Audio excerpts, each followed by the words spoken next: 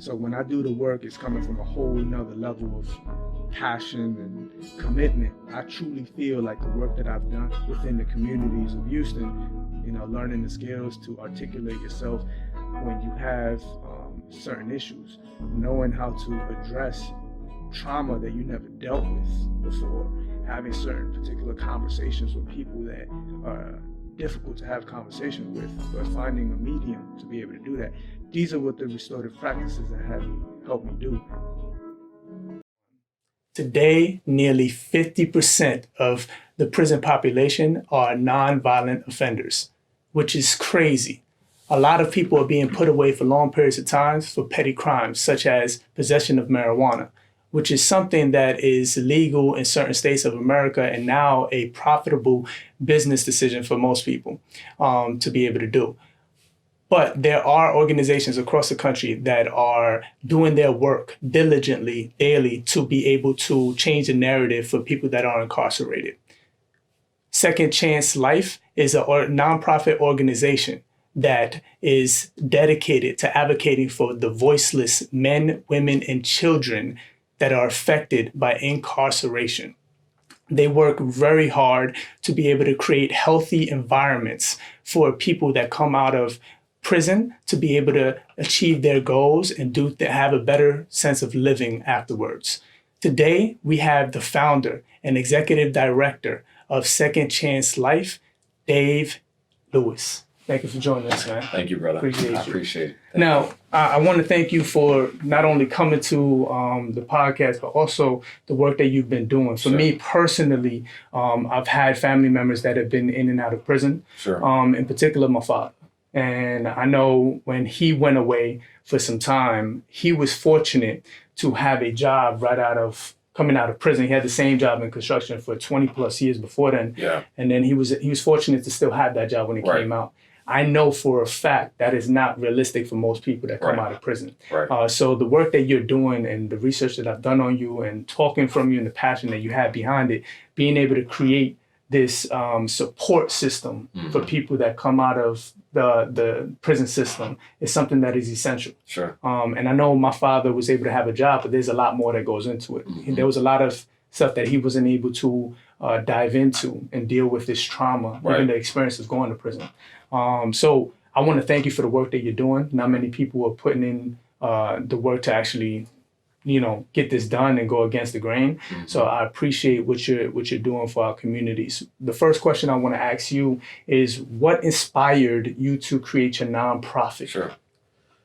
First of all, I want to thank you for using your platform to allow myself to come on and Second Chances.life to be a part of your platform. And for us to be able to share not only the work we're doing, but also educate people on some of the things that they may or may not know about the system, also what's going on locally.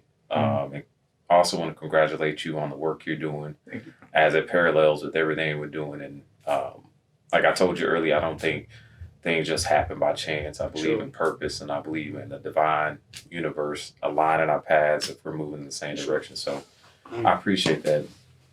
I, too, like you, am a kid that comes from an environment where I was affected by the system. I personally don't have a felony. One of the only males in my family that doesn't have a felony. I have family members to this day incarcerated and for petty stuff. I have a family member that we had to fight tooth and nail, and I'm grateful for the work we're doing and for the relationships we have and the education that I have now, where we were able to fight a case where they were trying to give my brother 25 to life for opioids. And got it reduced down to 1.5 years. So if we didn't have the knowledge and education that we had as a family and educating ourselves, like, so many others would have taken that deal where that's...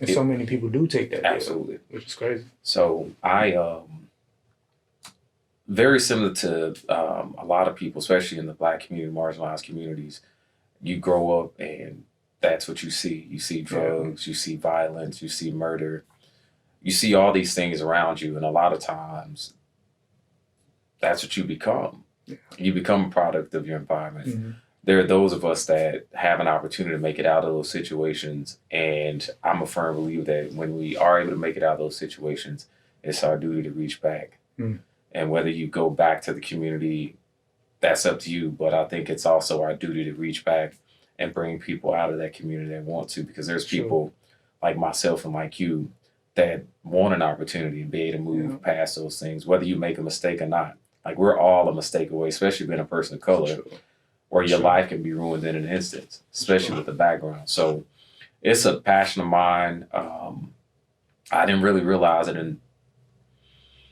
until maybe 4 years ago, how much a part of my life it is. I spent, as a child, I grew up in Texas, but I spent most of my adult life in California, 15 years in California, where I worked in entertainment, always was an activist, was active in the community, huge advocate for human rights. Like, I love people.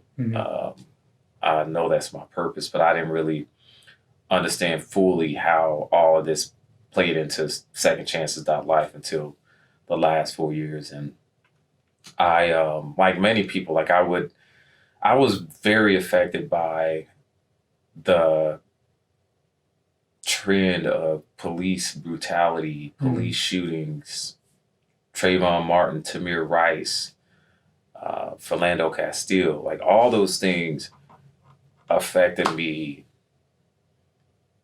in ways that I haven't been affected by people I just don't know like that, like from a distance. I saw myself in those kids, those men. I see my nephews in those kids, those men. I see my own sons, my brothers, my family members, and those people. And I would wake up every day angry, and I didn't understand why. I was like, why does this bother me so much? Like, I just could not shake it. Like, I would try to pray it away, meditate. I just did not understand why it affected me so much until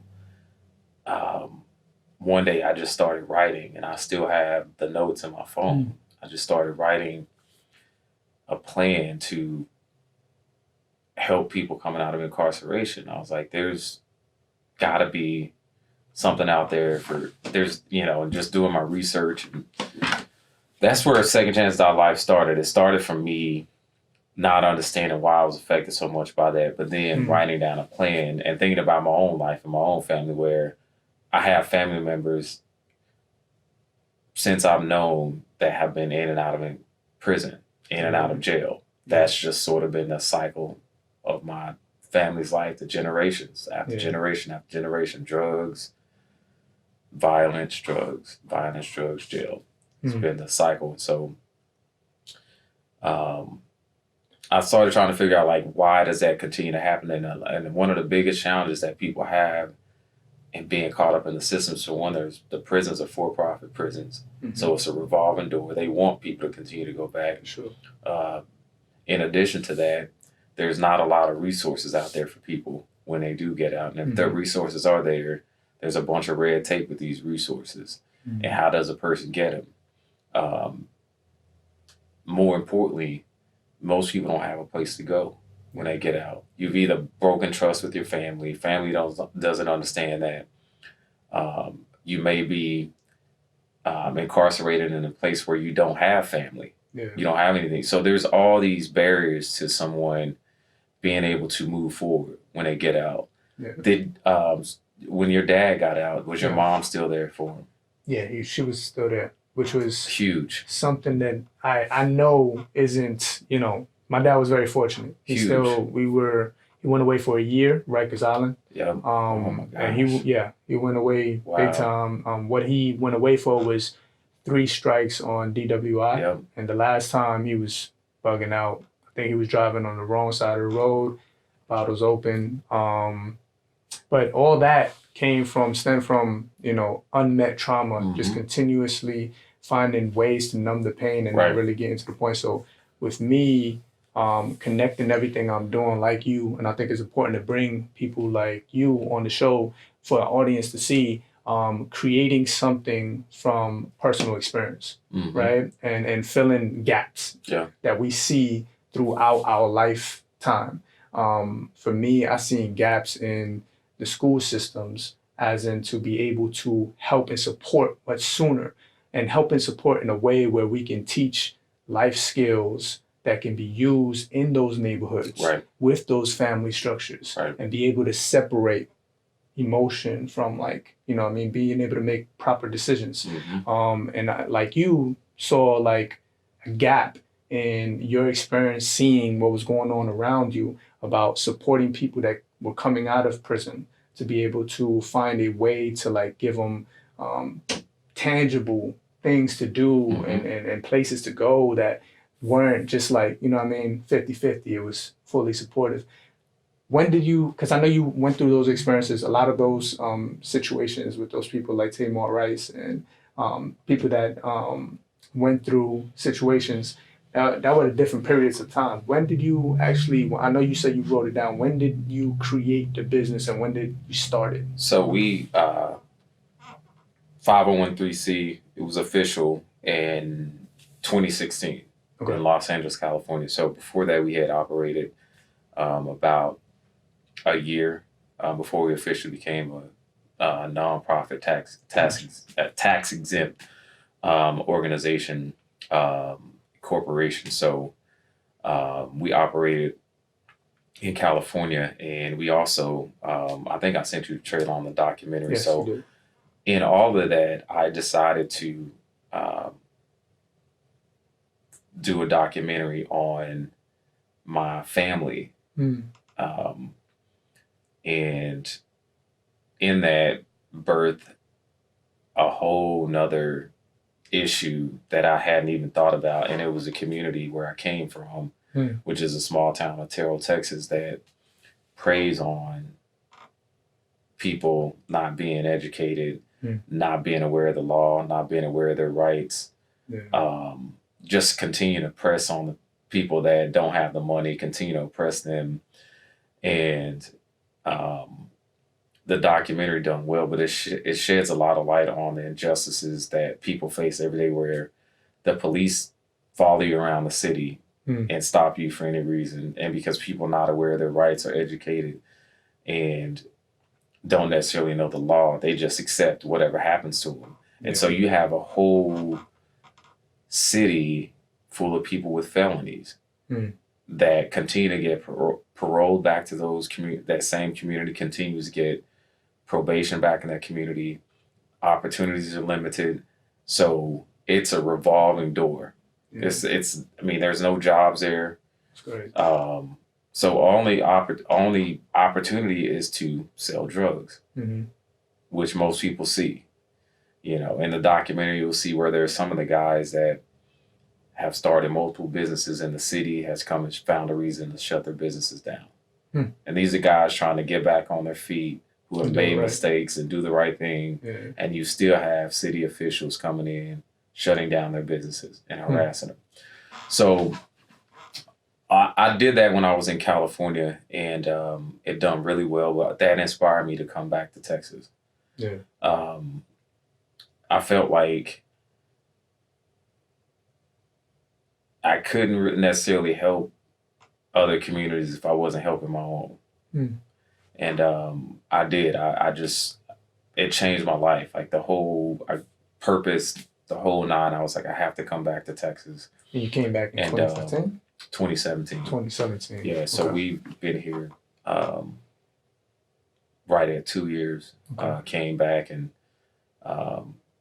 have started implementing stuff here. Also back in Terrell, where I grew up at, partnering with local organizations. And I mean, the impact has been great. Like, I'm so grateful to be back in Texas. I'm so grateful to be in Houston, being a part of the change that's going on in Houston. There's a newness here. There's a rebirth.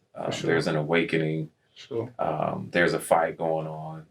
There's the old trying to keep things old, and there's people that want change, that want positive change, that are not afraid to fight for it and implement something into it. So I'm excited about it. Like I am. Like I'm super excited to be here. Well, we're grateful to have you, man. I know I've met a lot of great people from you, Audia Jones. Yeah. She was on a podcast a couple episodes ago, and just people that really like passionate about making the change and putting their necks on the line, Yeah. and being able to, do it for it's a bigger purpose. It's not about you. It's not about me. It's not about, for example, Audia. Is a bigger picture that we're trying to affect change with. That's awesome, man. I appreciate what you're doing and everything. Can you tell everybody, because I know you guys offer a lot of different things, but specifically, what do you offer for people that are coming out of this system, and how does it look specifically? Right. So our whole focus is reducing recidivism. That's a fancy word for keeping people from going back into the system. Yeah. Because there's resources out there, but there's not a lot of resources. And if they are out there, like, how do people get to them? Like, how do they get to them? How do they access them? How do they learn about them? Not everybody enjoys being in jail. Most people don't enjoy being locked up. And a lot of people do want a better life when they get out. They don't want to come back to the same thing, no matter how many times they've done it. Sure. And we don't focus on the heinous crimes. Like, we're not an organization where if somebody was a mass murderer, that's the type of clientele. But just what you said earlier, like, the statistics are higher than 50%. Like, most crimes that people commit on a daily basis are nonviolent crimes. People are locked up today. Like, I read an article today. This was in the one of the criminal websites, but it was showing where Harris County on a week, just Harris County alone, spends $2.3 million on taxpayers' dollars, nonviolent people locked up because they can't afford their bail. 2.3 million. That has doubled in the last year. So that's a huge problem. Yeah. Huge problem. And people don't understand that it's cheaper to employ somebody. It's cheaper to get someone mental health services. It's cheaper to give someone access to housing. It's cheaper to give someone access to education. Yeah. So that's sort of what we focus on. Like, we focus on the why. Like, we spend a lot of time on the why. Yeah. Why did someone go to jail? A lot of times people end up committing crimes because they're trying to survive. They end up committing crimes because they're in trauma. There's trauma there. They end up committing crimes because that's all they know. Yeah. They don't see another way. So when a person comes out, they'll call us, or they'll go online and complete an application on our website. It's www.secondchances.life. And what we do, we take our time. Like, we'll do a phone interview with the person if they have a phone. If they don't have access to transportation right away, we identify sort of some of the things they need up front. Like, there's not a blanket, there's not a one-all fix-all for every person. Like, every person has different challenges, different needs. Like, we just recently had a guy who I'm so proud of, spent 18 years incarcerated. He's been out. This is his 4th month now. He came to our last event at the Buffalo Soldier Museum. He's just one of the guys I'm thinking of off the top of my head. He was fortunate, like your father, 18 years. His wife stayed there, stuck with him. So he was able to come back home to a family to support. He needed other things. He needed jobs. He needed support. He needed, some guidance. So he's now working. We actually hired him. So he's working. One of my directors has an IT company, so she brought him on board. Yeah. And training him. We have other guys that got jobs from the event through some of the other companies.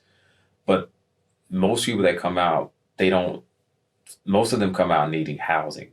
Yeah. That's one of the things they need. So we focus on housing for individuals when they come out. We focus on job training, job placements. We focus on just the self-development piece. And with the self-development, not everybody, like if a person has major mental health issues, we have a relationship with MHMRA, Okay. where we'll send the individual there and get that addressed first. And MHMRA has some transitional housing where they'll enroll them in the program until they're on their meds. And, you know, if there's extreme cases, like we find ways to manage that. But once a person's on their meds and everything and they're functioning, we identify what their other needs are, whether it's employment, whether it's they want to go to school, job training, whether it's housing. And those are the things we try to address first. But the goal is to get the person to not go back to jail. And that's addressing the why. And the why is like, okay, if this person has mental health issues, how do we keep this person on their meds, keeping them balanced? Yeah. And in addition to that, what other things do they need? Do they need housing? If they have housing, now they need a job. So how do we keep all these things rolling? And so it's an individual plan for each person that comes out, because there's not a one-off fix. There's just not for each person. Sure. So if you try to paint a blanket and try to assume everybody else needs the same thing, and it's as simple as asking questions and spending time with these individuals and getting to know who they are, building relationships with them so they can be honest with you, because there's trust there also, because a lot of people have been burned. They don't believe, and you know, a lot of them be like, I didn't think you guys were going to do what you said you were going to do. And I'm proud to say that. Like, I'm proud to say, you know, we do this because this is what we want to do. And then even building a team, like anybody that works with us that comes on the team, like I personally sit down with them because I want to know, why do you want to work with people that are coming out of jail? Yeah. Like, why do you care about people with records? Like, I want to know, like, because these are humans. These are my brothers. Sure. These are my sisters. Houston has more people with priors than almost any major city in this country.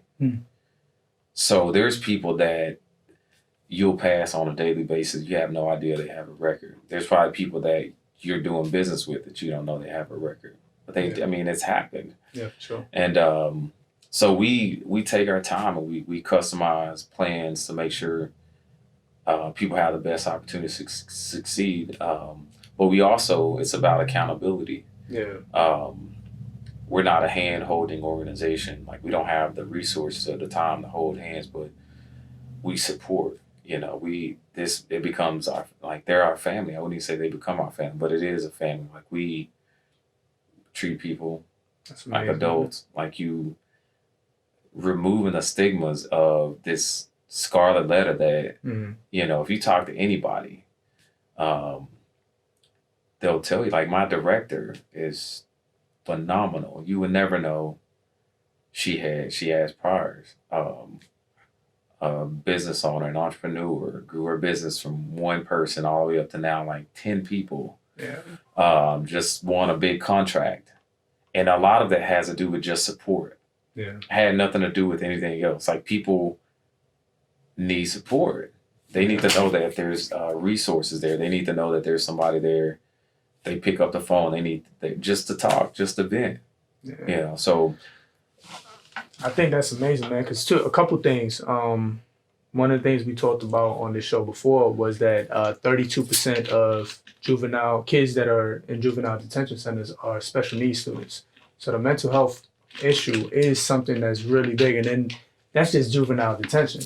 So just imagine the criminal justice system, right? How many people are in jail, in prison right now that have mental health issues that have never been catered to, right? And then second thing, I truly believe in that, because I think in these environments that we've become a product of, right?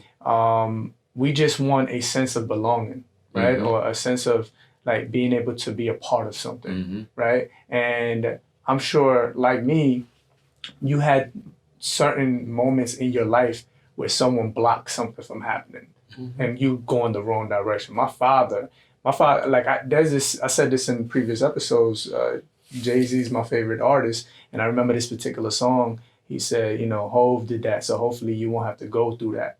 I used to switch those words up and say, my pops went through that, so I wouldn't have to go through that. So like he was a living example of what I could become if I did the wrong thing. And he would have those conversations. God bless him. I was able to have those conversations with him till his last day, where he would tell me like, I'm proud of you. You didn't do this, or this is what could have happened, or what I mean. But he saw things that I couldn't see, and he just, without telling me, sometimes he would just like block me from going that direction, right? And I'm sure you had experiences like that, and many people aren't that fortunate, right? In these environments, just not having the support system and having that coach or that teacher just to like stop it. Right? There's not enough, opportunity to get everybody. You know what I mean? So it's really big what you're doing. And just being able, like, I love what you just said. It's not just a big blanket. Everybody is an individual. And I do believe, like, besides everything, we say this all the time, a college degree can open the door, right? To get you in the room. But it's what you do in that room that makes a difference. And a lot of people just had unfortunate situations in their life. So I've seen people, come from the worst circumstances and have a past and be able, with purpose and find a mission, right? And be able to change their lives and then be able to influence others and just represent something different, right? And then you get people that work for you that you would never know they had priors, right? So I've seen that in my life as well. So just being able to see that gap, I commend you for being able to see that gap and give that opportunity to more and more people, which is pretty dope. The question I had for you, on a previous show, we had Drew Wiley. He runs Restorative Justice. Yeah, I love Drew. Yeah, and he talked about the people that don't get the adequate help, like for having a lawyer or attorney. He can go in the system and find those people. So he goes and like, they don't have to find him, he finds them. What's the process of people finding you? Do they have to hear about you? Do you do some type of like search yourself? Is there a way that you find them, or how does that happen? Yeah, so we are now, we've been in the city long enough and we've built some really good relationships. Shout out to the judges, shout out to the commissioner, Commissioner Ellis, Judge Jordan, Judge Jones. Shout out to HPD. We have some really good relationships with HPD. Shout out to the probation, parole, GEO, some of the halfway houses. MHMRA is a huge partner of ours. Goodwill. I mean, so we built some really strong, solid partnerships. So people know, they're starting to know who we are. They have our information. People can call 211. Most people call 211 for services when they get out. And we're a part of that also. So they can find us on there.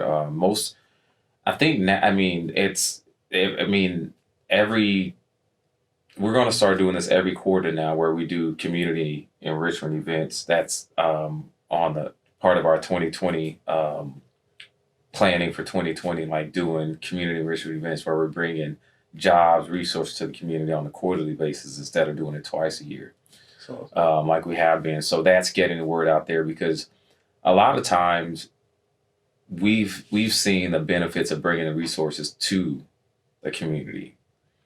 And giving people access, because just let's be honest about it, like the news is not reporting on the positive things that are going on in the community always, and not saying they don't report some of it. That's probably the last thing that they report on. A lot of times the news, they're reporting things that are entertaining. The ratio is crazy with what they... Huge. If you watch the local news, like they'll have a small segment on the good stuff. The rest of the stuff is on politics. It's on shootings. It's on, it's on all these things that people do need to know about. But there are so many great things going on in the city that I see the gap. We see the gap, which is why we do the community enrichment events. It's like bringing these resources to the community. Like people, there's so many different programs, so many things that people don't know about. Yeah. And there are things that we don't even have to reinvent the wheel. We just have to partner with the right people. Gotcha. You know, instead of reinventing the wheel for resources and different things like that. But there are just so many things that people don't know about. Yeah. And so we want to continue to up our role in that and bringing resources to the community so people know, so they're aware. And even platforms like this, like you'd be amazed how many people, after we do radio, after we do a podcast, after we do something on Facebook Live, how many people see that and actually reach out. Because people just, they don't know. Like I think we assume, but this is a huge city. Sure. But there are judges, there are people now, people in jail that write us now.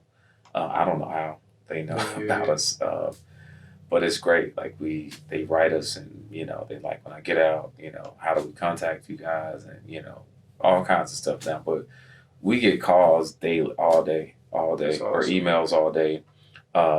It is, but it's a lot. Like we're still growing. We're still, you know, getting to the space where we're able to continue to bring on more and grow. And our mission this year is to double our efforts in everything we do. And we did it last year, so we want to continue to do that this year. Fingers crossed. I can't talk about it on air right now, but we have a huge project this year that is going to benefit so many people that it's happening. I just got out of, before I came here, I had a big meeting about it. I have another one, a final meeting next week. That is, I mean, it's a dream of ours. So that's what's up, man. Congratulations. Yeah, I'm speaking it into existence. So you got to do, man. So and we spent all of 2019, part of 2018, proposing it, and you know, just meeting after meeting, and just, you know, grinding, and you know, all this. But it's happening. So I can't wait to talk about it. I can't wait to share it. But I don't want to put the cart before the horse. But I do. I'm excited. Like it's happening. I'm claiming it. Yeah. Big things are happening. Yeah, absolutely. That's what's up, man. Yeah. That's good. And I'm happy that, you know, the part of this podcast that I want to expose to my audience too is people that's out there doing work, right? With their passions, but also seeing like the work that goes behind it. It's not just something we had an idea and it just magically happened, open doors happened. I'm pretty sure like there was a lot of meetings to get these people to partner with. And there were a lot of no's and closed doors before doors started cracking open and then you was able to bust them open. Right now, I'm in the process of the same thing. You know what I mean? Getting a lot of no's and finally getting that one yes, right? And then a school is implementing my curriculum into their school system.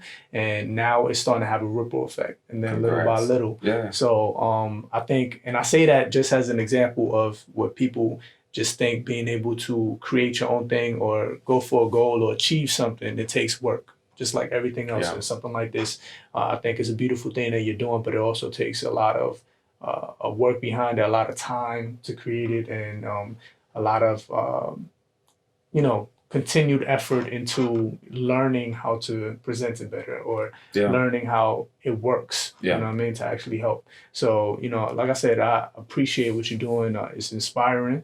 I'm learning a lot from you, and going into the school system, because I see a lot what you were saying earlier with people in the justice system, how when the criminal justice system, when they come out, they're labeled, right? Yeah. And it's hard to rub that label off of you. And the same thing is happening within schools. And I love having this conversation with people that work with the criminal justice system. And, you know, I'm in the school systems and seeing like, you know, how it goes from elementary all the way up, where they have behavioral classes, right? My co-host that isn't here today, DeAndre, he is a behavioral specialist teacher. So he's in a classroom with elementary school kids. And the crazy thing is his class is full of kids from first grade all the way to fifth grade. And it's a mix. They're throwing kids in there, right, from not behaving in class. How do you know? And D says this all the time. How do you? Yeah, that's what I'm saying. And how do you determine if a kid should be in a behavioral class in first grade so quickly. So imagine being in first grade and then there's about like 20 kids in the class, being in a class with fifth graders that had the label on them, and then going back into those classrooms, like having to rub that off and like, you know what I mean? So is a behavioral class like, is it like an in-school suspension type? Because at elementary, they can't, you know what I mean? They can't do that. So they created something. Some, not all, but some schools have behavioral classes, right? Where they separate them from the classroom. Say they are misbehaving in class, right? Or they're not, following directions. They are sent to a behavioral specialist. And then the behavioral specialist has to work with them to be able to get back into the classroom setting. But most times, if you look at it, teachers that are dealing with these kids with behavioral special needs, right, are teachers that are not experienced, right? Because the ones that are experienced and did their time and been there for a while, they get the better classes, right? So usually they get a new teacher, and then the new teacher has to, they're just learning the ups and downs of being a teacher, and then, they get caught up. And it reminds me, I have conversations, and I dealt with middle school all the way to high school, and I see the same thing. I was a restorative justice coordinator, and the benefit with me, my principal was on board. So when he created the position, he wanted change, right? He had the same passion or whatever. And I taught kids. My class consumed of 20 juniors and seniors that were leaders of the school. And I taught them the skills of conflict resolution, circle leading, this and that. And then we went around the school and dealt with situations. But we dealt with a lot of situations that were like conditioning through, childhood all the way up, right? Behaviors that just weren't unmet. And the crazy thing is, it wasn't just the students. It was the teachers that had experiences that were just never corrected properly. And then there's the clash, right? And it's just like a cycle, because kids go through the school system. Are they really prepared to go into society? Not really. And then they get caught up in the justice system. And it's so much easier to get caught up in the justice system. And they're conditioning kids from young. They're conditioning us from young how to deal with conflict. Oh, you misbehave. You're not obedient. You get removed. When you're removed, you feel like, you want to rebel, right? It's not really like no structure, explanation or help and support to help understand how to correct the behavior. Right. And that's where I'm trying to fill the gap, where it's not, for my thing, I'm not trying to be reactive. That's the thing. A lot of with this restorative practice and restorative justice is all reactive after something had happened already. My stuff is about being proactive. Like, let's change the culture from the get-go, from the start. Like, have kids know what circles look like in the classroom. Like, I created lesson plans where you sit in circle. You know what I mean? It's not just something that happens when you're in trouble. It's something that you do in activity. Kids are accustomed to it. It's normalized. And then when things go down, and then, you have to create a restorative circle, it's not like crazy to them. It's not uncomfortable because you've built the culture. And that's what I'm trying to be more proactive. There's a gap. Everybody's being reactive to it. And then, of course, it's not going to work, because it's easier to kick a kid out of class. It's easier to send them to the principal's office. It's easier not to see the kid, right? But we're really not helping. We're sending kids out to be neglected. Well, and also I think that goes back to addressing the why. It's not, if a child is acting out, especially young kids, any kid, anybody, if they're acting out and they're misbehaving and they're being disobedient, there's something going on at home. 9 times out of 10. And so I think places like that do the child a disservice, and they pretty much throw the child away, because for one, we can't help what situation we're born into as a child. I'm going to a place that's supposed to be a safe space, and I'm being treated the same way I am at home. Because who knows what that home situation is like. There's food insecurities that kids have at school. Some kids may not even be eating at home. They may not have clean clothes. They may not. I mean, if you just look around the country, like you see the same thing happening over and over and over and over Yeah. and over. And it's basically just continue to just throw these kids away and isolate them. And even now they criminalize the child.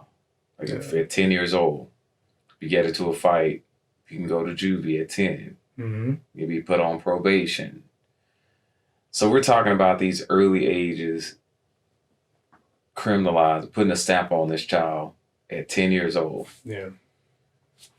Which is crazy. You know, so what are we creating? Like And the thing with that too, like what I noticed too, because there's rotten apples everywhere. Yeah. And I'm talking about from the professional standpoint, right? There are cops that just aren't good, right? And then there are really good cops, right? And then there are really rotten apples with teachers, people that are just doing it for the wrong reasons, Sure. right? And or haven't addressed certain things in their life. And I talk about this all the time.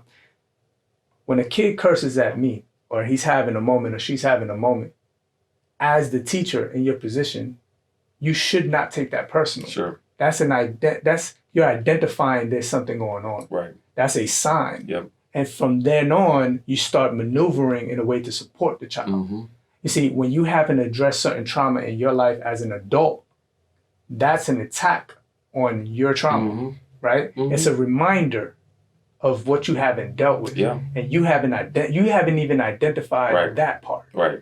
And for me, it's about being able not only to support the students, but to support the adults that were children, that were most teachers, to be honest, most teachers were the kids in class that obeyed, that knew how to be obedient, right? And they watched everybody else around them.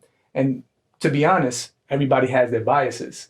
You build your biases off your own personal experience, right? And then when you get older, if you don't address them, they just pop right back up. Right. And if you're in education, it's very quick to be around someone that reminds you of the bully you used to have. Yeah. Right. And then how do you have that interaction with that kid if you haven't dealt with that in your personal life, right? So be able to have that conversation is what I'm trying to. That's the gap that I see, because it's bigger than just helping support it, creating systems for the child. The people on a daily basis that's in front of this child needs to be able to be in a space to be able to support that child. Right. You know what I mean? Right. And I think, I'm sure this is something that goes on your mind, being able to pick the right people in your organization to really help people that are in need of coming out and where to go and all of that. Yeah. Being able to support those people as well as the mission, man. Yeah. I mean, I had to deal with my own trauma and my own issues first before this birth. Yeah. I went to therapy for 5 years. I still have a therapist to this day. So we're looking at, since I was 30, so 8 years now. I've had a therapist, and when you deal with trauma and you're taking on this energy and all these things, you have to find a healthy outlet, or this will kill you. It'll wear you out. Because helping brokenness and helping heal brokenness and dealing with trauma and all those things, when I come from trauma, does not benefit me working wounded.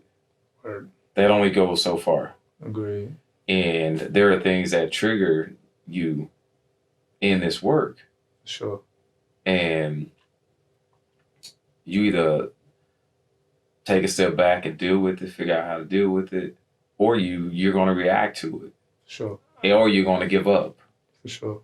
And you're going to forget why you decided to do this in the first place. Yeah. Or you're just going to completely burn out because you are doing this. Sometimes people have good motives and good intentions, but they're also working wounded. And when you're working wounded, you're trying to heal yourself. Exactly. And in healing yourself, you may not have the tools to give people while you're working on healing yourself. And so you end up creating a broken organization, a broken thing with good intentions. You just haven't healed yourself, And so to do the work is great. Yeah. But from a realistic standpoint, from a spiritual standpoint, from a physical standpoint, from a mental standpoint, you owe it to yourself to give yourself the best tools possible if you're going to enter work with people. Word. Like the people, it's broke. We live in a broken world, For sure. you know, and we all have things that we haven't dealt with, and especially if you come from a trauma. If you come, most of us experience some kind of trauma, and some over and over and over and over. Like if you're born poor, that's trauma. Yeah. Period. Like you have experienced trauma, and if you stay in that environment, And even, traumatized. And even people that came from, because I've been around the benefit. I came from my neighborhood. I was able to see a wide range of stuff, and then when I went to college, I seen even more. Mm-hmm. I seen rich kids Mm-hmm. that had issues. Like you would think, like they have everything. What are you complaining about? But these are kids. I had these conversations, and I learned like there's a kid that has money but doesn't see her parents, right? Doesn't even know how to have a conversation with the parents because he's never around because they're working to stay in that big old house to drive these fancy cars, right? So that's trauma right there. Right. You know what I mean? So like you said, most people have trauma. I believe everybody has trauma. It's who identifies it as trauma. Yeah. You know what I mean? And it's also that's a whole nother topic, but the bail system is a prime example why bail reform is so important. If a rich kid does the same thing as a poor kid, the poor kid is going to be sitting in jail for the same thing the rich kid was able to bail out for. Yeah, for sure. And continue to move forward. What was that kid's name that he served 3 years in prison and then he came out? Khalif. Mm-hmm. Yeah, that's what was the bond for? Like $500, I think. That's crazy. Yeah, and his mom, you know, she just couldn't afford it, you know. But they also, the entire system failed him. Yeah. He's a child in Rikers Island for 3 years, never charged with anything, just set free and for a backpack. And I think it was because learning the story, I think it's from what you talked about, he didn't want to take the deal. They gave him a deal and he knew he didn't do anything. Yeah. And for him not just taking the deal that would give him like what, 3, 4, 5 years, he decided not to do it. So they kept him in prison just because, you know, just to, you know, I mean, he didn't agree. So there are loopholes in the whole situation. Yeah. You know what I mean? And it's just crazy hearing that story because that's a prime example right there of just having $500 change your life. You know what I mean? And it's just not fair. Yeah. It's not fair. Again, that's against the law. Yeah. That is illegal. It's against the law. And it's up to the system to uphold the law. When we're talking about the criminal justice, I hate saying justice system because justice is just not, it's not for every person, not for every community. It just doesn't exist in some areas. Sure. I was having a conversation with one of the judges today, and we were on my way here, and we were talking about how in these conversations, when you're talking about nonviolent offenses and people sitting in jail because they can't afford bail, everybody wants to talk about personal things and their own personal thoughts. It has nothing to do with the law. Yeah. Not upholding the law. That's a problem. Like your job is to uphold the law as a judge, as an attorney, as a prosecutor. Yeah. You know, if we're looking at the law, really one of the only things that they can hold you in jail for is murder. Mm-hmm. If this is like a manslaughter murder case, like that's really capital murder, I think, one of the top things that they should be holding people in jail for. Not marijuana, not theft, you know, not trespassing. I mean, you're talking about all these things. Not even, you know. not even paying. I think someone was in jail. I think for not being able to pay something, not bail, but something. I think it was a ticket thing. Yeah, it could be traffic ticket. Yeah, that's crazy. Tickets, yeah. And then not being able to pay the traffic tickets, you know for sure they ain't gonna be able to pay the bail, so they stuck in the system automatically. And right there, they stamped with the label, and then having to go back in society. Or you take a plea deal. Yeah. You know, and then you're put on probation. Yeah.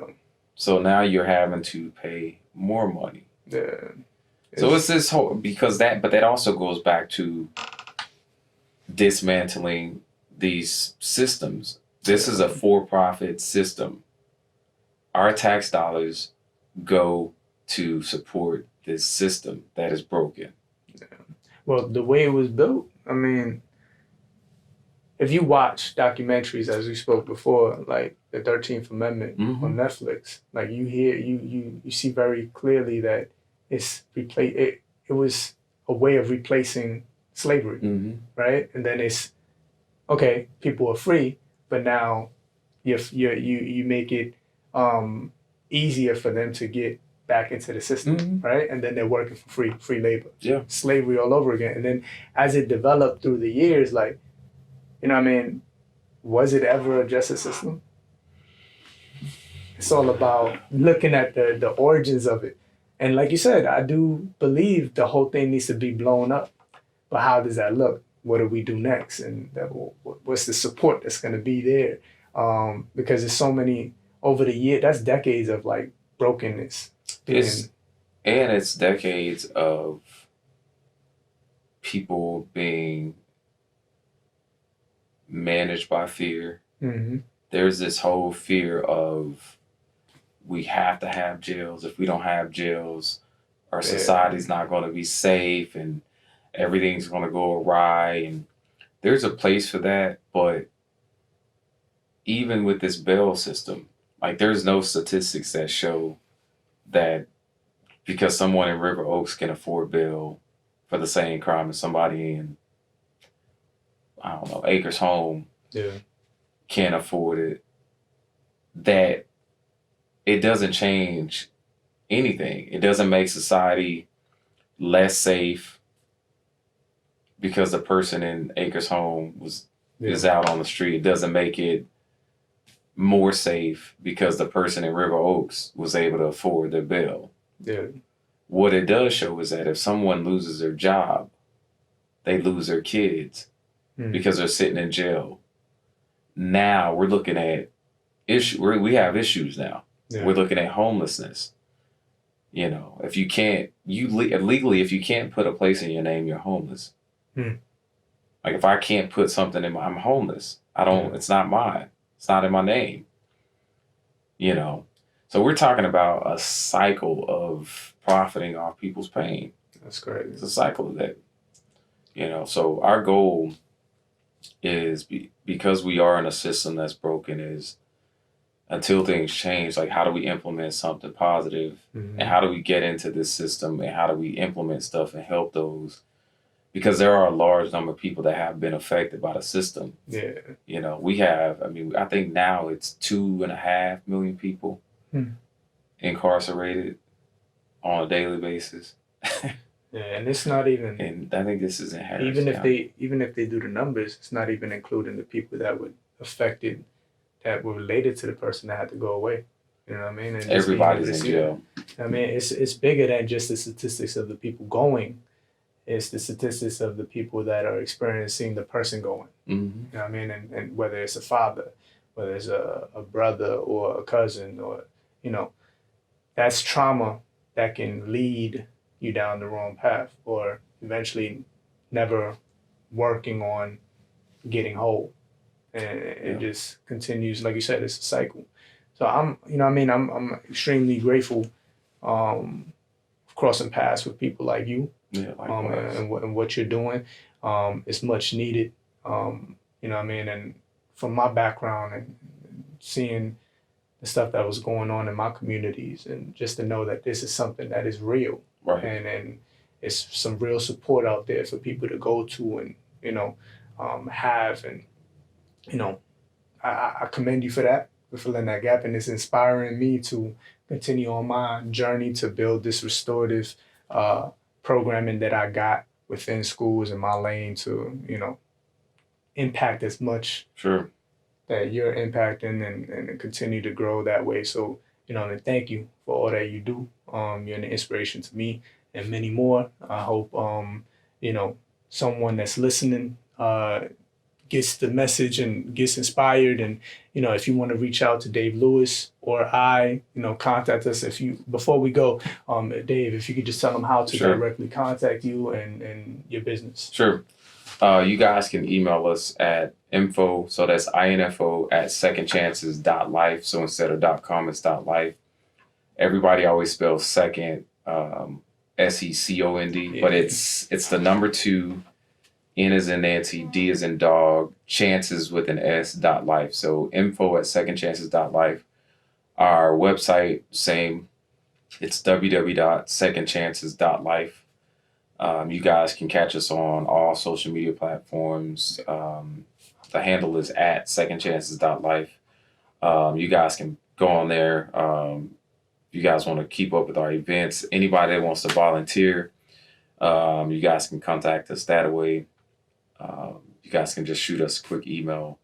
If anybody that wants to donate, we're a nonprofit, so we're funded through donations, partnerships, the whole nine. So we can't do this work alone. So anything you guys give will help. So there's a donation link on our page at www.secondchances.life.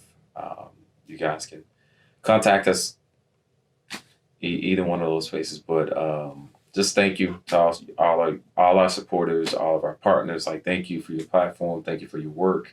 Mm-hmm. I know there's going to be, I already see it, like we're going to implement your curriculum somewhere in our program, like, because it's so necessary.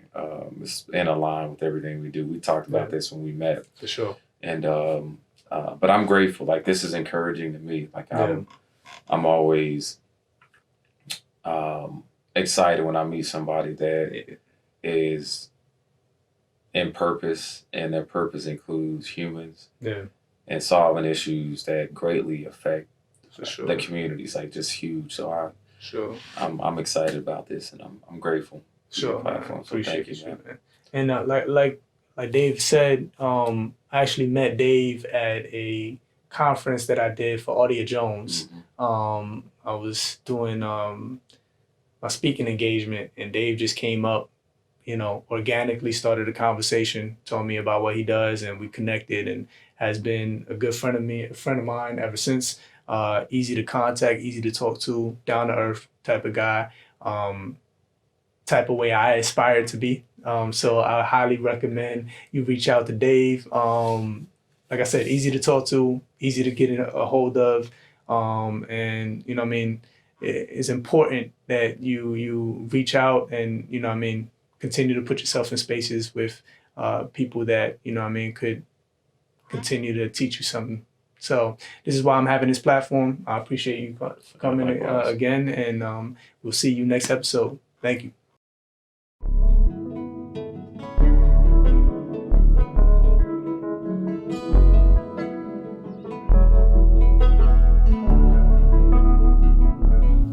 I think that it's something that every school should have. We do more than just teach lessons. We do more than purchase textbooks and work. We're teaching the whole child. So in teaching the whole child, you have to know how to approach the whole child and how to deal with that individual in order for that person to cope with everyday ups and downs. So it is something that is essential, because oftentimes there are things that happen in the hallways or in the classroom, and if we don't know how to approach a child and to help him or her to see him or herself, then we've lost.